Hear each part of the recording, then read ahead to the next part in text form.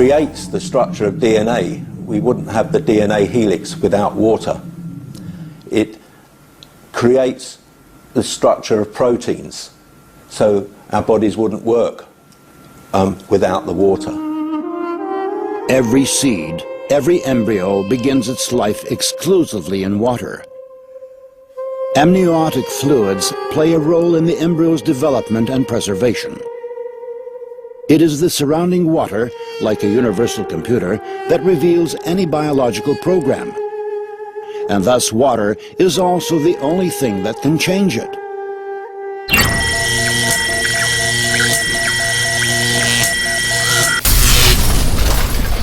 Welcome back. All right, we're back again on the Escape Pod. We really hoped you liked the other videos that we put out over the last several months. But once again, we ask, if you guys got any comments or likes or whatever else, man, or just want us to talk about something. I mean, we've got subject for days, but sometimes it's good to throw in a little different, topic to break up the monotony of how we think. But if you like this so far, apparently you do because you're still watching us. Please tell a friend, family member, stranger. Shit, we don't care. And, of course, hit the like and subscribe after this episode. But what's on the menu for today, Sean? We will be talking about water. That's right. The substance of life. Mm. All right. Oh, you're up? Oh, okay. Batter up. Here comes Roger Maris.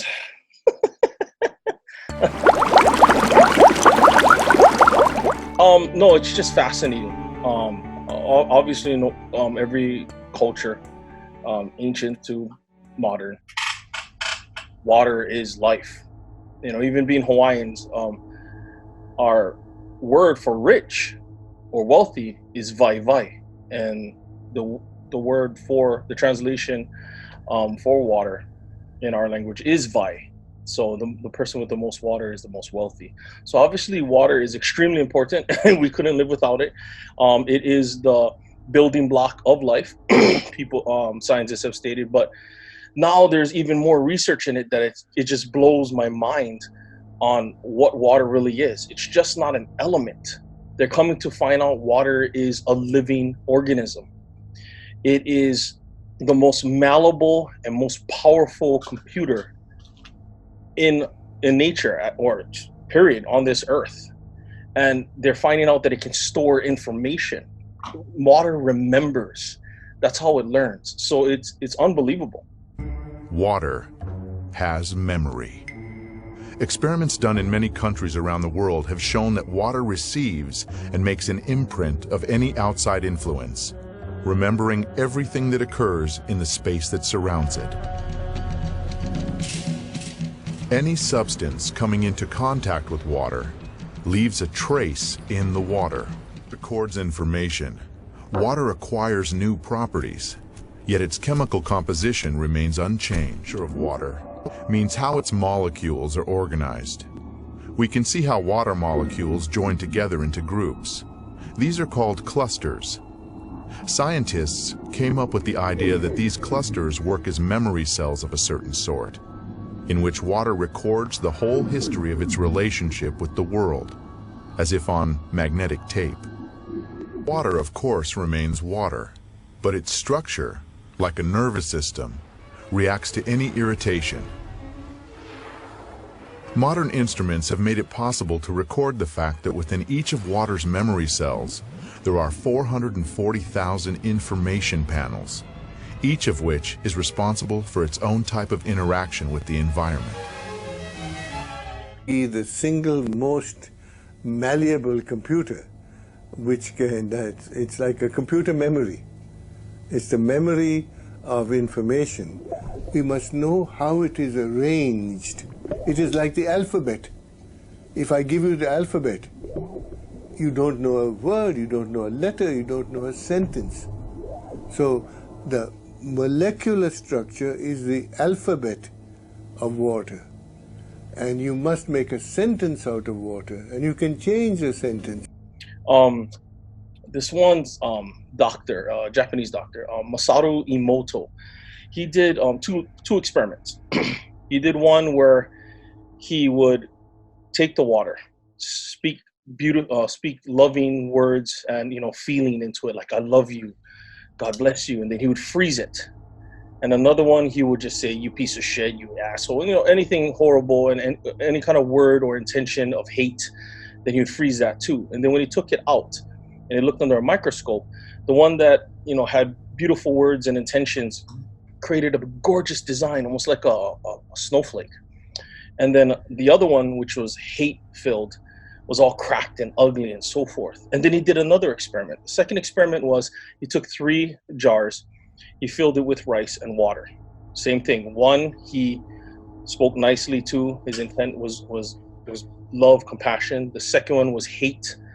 And the third one, he ignored. So the first one, as the days went on, it started to ferment beautifully, right? Because he spoke nice to it. And the second one, with hate, with all the hateful words and so forth, it started to rot and it would stink. And the third one just turned to black. So knowing that we are 70% water as humans, this affects us as well. Before I get into that one, another thing that the Germans are doing right now is they're actually storing information in water, zeros and ones.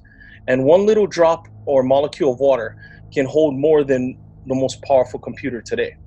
So when you take that into consideration, can you imagine what the ocean knows, what it has recorded for billions of years? Technically, the most intelligent thing on this earth isn't humans, it's the ocean, it's lakes, it's riverbeds, it's, rivers, God knows what, anything with water, right? And then also now we got to look at we got to think, how does, it says that water remembers. So also how water comes to us or is delivered to us. In nature, it flows beautifully.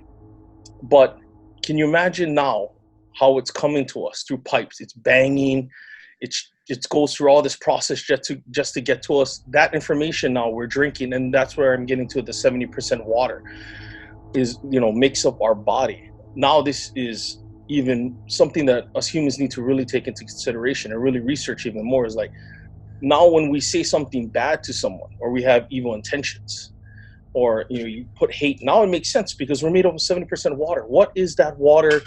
What does it look like under a microscope? It does affect us, and I think this translates perfect into psychology. I'm going to let Justin take it from here. Well, it's interesting. I mean, that's the first time I've heard of the water thing, but it makes kind of sense because, I mean, think about it from this perspective, right? A human body can go, 21 days without food before it dies, but it can only go 3 or 4 days without water. Water is life. It's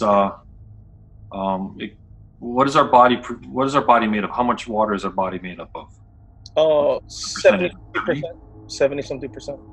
Right. As far as the history and the properties of water itself from ancient times, that I don't know, but I know that water is very sacred and very valuable. But I'm going to look at it from a psychological and personal development thing. Like how Sean, and I'm going to add it to what Sean was saying.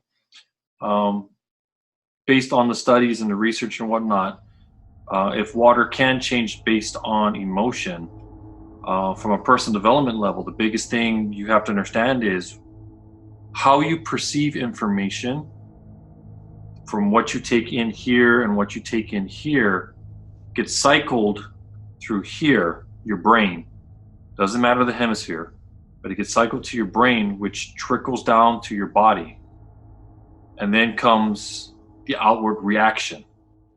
Tony Robbins talks about this a lot, and this is actually talked about in psychology as well, mind, body, spirit type of thing. How you perceive information will affect your physiology, and your physiology affects your output. So if our body's made of 70% of water and you have a lot of negativity in your life where you're controlling the flow of negativity into your life, you may not be able to stop somebody from saying something, but you can control the flow of it into your own temple, your own body. you have to acknowledge that, and you have to understand that the reason why you're sick a lot, the reason why you're going through so many things in life, oh, it's bad luck, oh, I just can't catch a fucking break, it's because you believe it. But do I really suck in real life? Yes, because you believe it. You know? Oh, so you're saying that if I believe that I can be great, then I can be anything that I want to be. No, but I'm just saying, if you're a lot more positive, your body's going to react a lot more differently. See, that's motivation right there. If you're the type of person that needs somebody else to light a fire in your ass every single time, that means your water's not flowing correctly. It's not electrolyzed, right? It's not pushing towards the right frequency or the right direction or the right thing.